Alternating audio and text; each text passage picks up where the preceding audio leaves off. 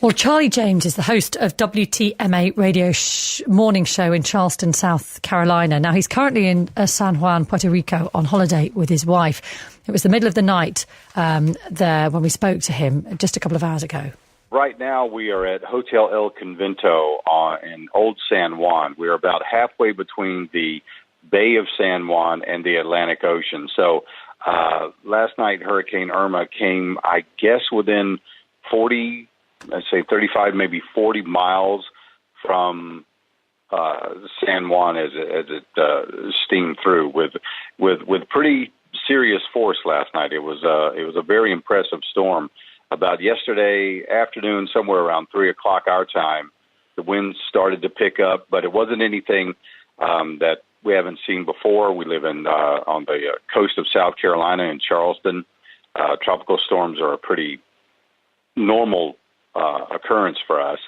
So, but about 7 o'clock last night, the winds really started to blow in some of these incredibly powerful hurricane force winds started to come in, and it was quite a different experience. This is a massive storm, and of course, this morning we're hearing about 900,000 people here on Puerto Rico without power. There's about 50,000 without water. And we are hearing also this morning that on Barbados and Antigua, about 90% of the structures have been damaged there. So this was a potentially disastrous storm for San Juan or Puerto Rico, but apparently we really missed the full brunt of it. Can you try and describe for us what it felt like, what it sounded like, and where were you when it was passing through?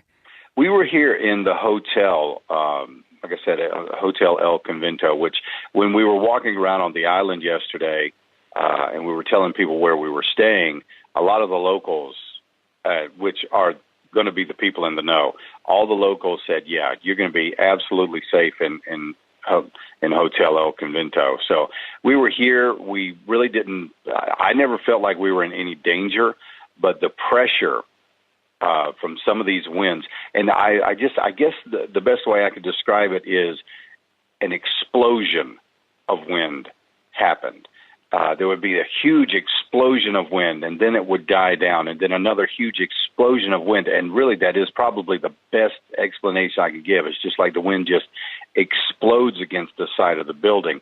We have shuttered doors here. They began swaying and giving a little bit, and it was almost like the building was breathing in a way as these powerful winds came through. We did lose power for a little while.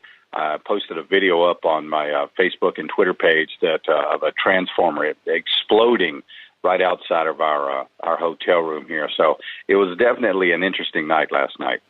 I know it's late evening there now, isn't it? So presumably you haven't been outside, right. You haven't seen really what's going on, the damage that's been left behind. But in terms of your own situation, are you stuck there? Can you leave? What's going on? We are going to be leaving out on Friday. We had started. This is our vacation. My wife and I came here, and we had actually cut our vacation short because of this storm. So we thought we had given ourselves a day and a half, 2-day buffer between us leaving yesterday and this storm. But apparently it picked up so much steam and started moving so quickly that it made up that time gap. And we, unfortunately, by the time that we knew what was going on, flights had been canceled and there was no other flights out. So we were kind of stuck here. But we will be flying out Friday afternoon to head back to Charleston, South Carolina. And now we're hearing that the storm could be taking a hard right turn and heading up the coast, and maybe we may have to go through this again. Yeah, extraordinary. So in a way, you'll be following the hurricane. And are there concerns? There must be now, especially what's happened with Hurricane and Harvey, about the impact this might have once it hits the American coastline. Oh, absolutely. They're saying possibly a Category 3. A lot of people in Florida are evacuating. And it's going to be very interesting because we just went through Hurricane Matthew back in October in Charleston. So to have them this close together is certainly it's nerve-wracking. It's a hair-raising experience to have to go through something like this so close together. And now we're seeing other storms. We've got another storm brewing out right behind this one, too.